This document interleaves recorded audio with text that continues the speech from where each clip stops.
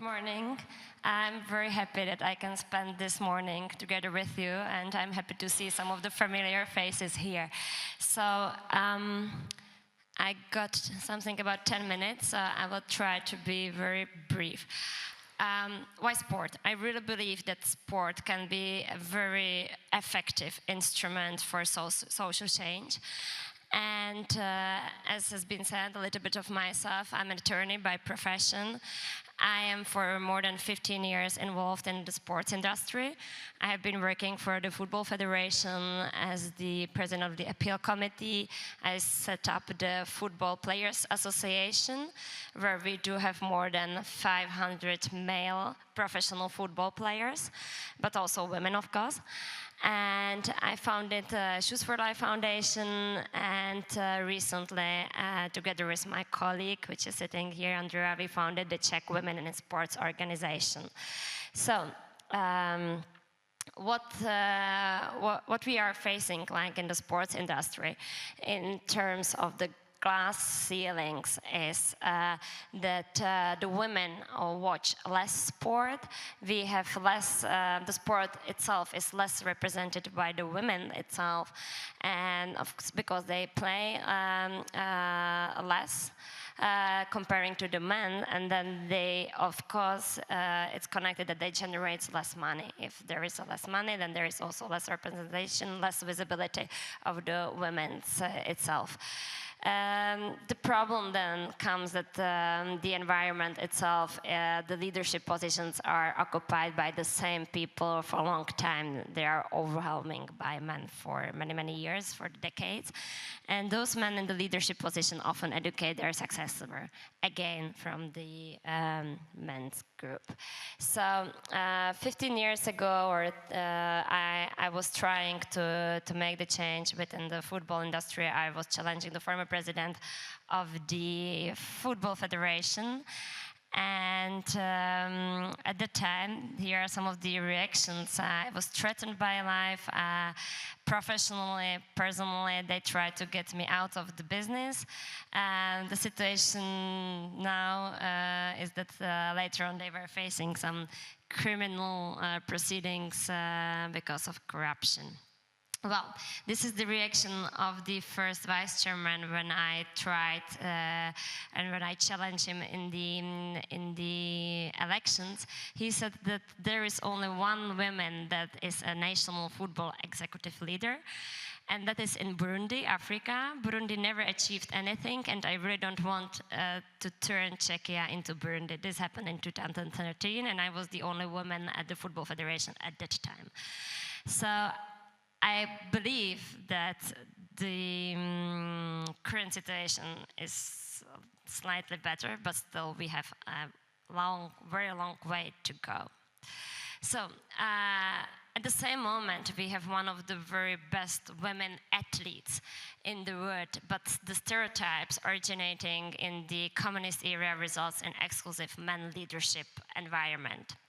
So my opinion is that it's wrong on different levels, but at the same time, this is the reason why we are trying to help women to get into the leadership position with the Czech Women in Sports organization.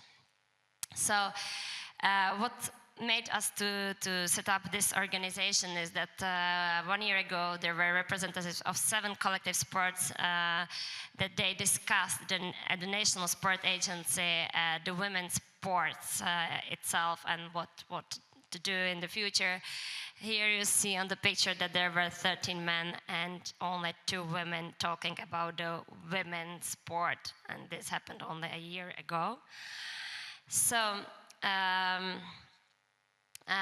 here is a little bit of the numbers at which the International Wasserman Company made, just to give you a little bit insight what are the facts and figures in sports. So the men, professional athletes, earn 21 more time than the women. Women athletes must make vast majority of their income off the field play. It's 82%.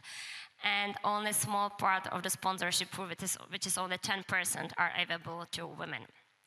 Here, just for your for getting you a little bit of the insight of the different sport. What is the difference of the income financial in terms of tennis, football, golf, and basketball? So here you can see the differences.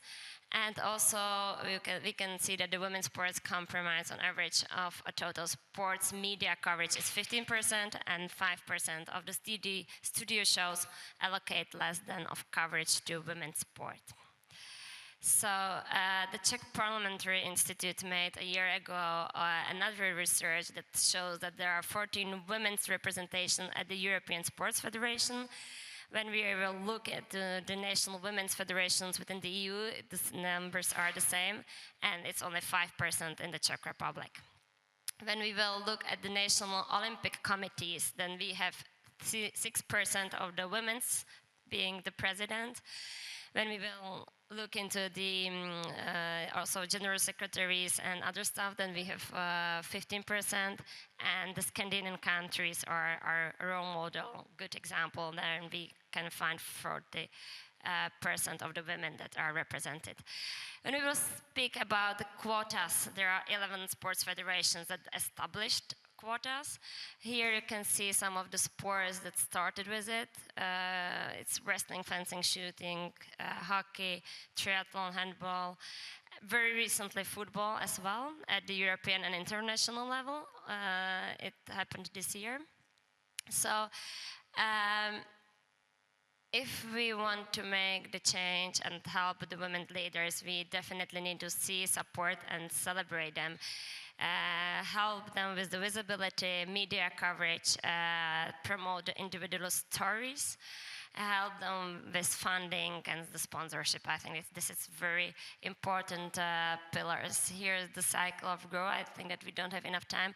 Definitely, as we heard in the previous keynote, we need to find men as allies. They can help the other women, definitely. And to look into the countries that are developed basically in Europe, I would see the example in the Scandinavian.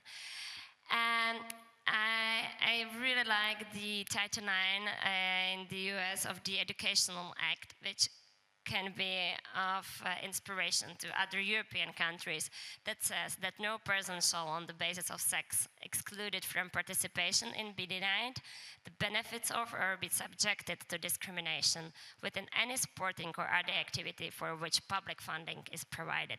This act comes from the 1970s.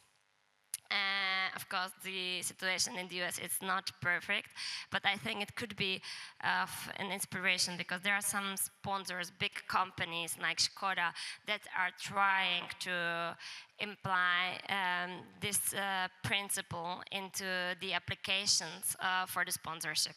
So if you want to get some funds for the sport events, well, show us that you have the equal opportunity for the girls and for the boys in terms of the sponsorship. So it can be for a very good idea for the other big stakeholders participating in sport. Well, to end up on a positive note, we drive change through emancipation, professionalization of women leaders through legislative changes of governance framework that were definitely missing for this moment. We break stereotypes of the past through social dialogue. And we not just imagine, but we actively create a better sport environment. Many see a major challenge in breaking of the status quo, but my main side has always been it's easy if you try. Okay. Thank you very much for your attention, and I believe that you will enjoy a very nice and fruitful, inspiring day today. Thank you, Marketa. Thank you.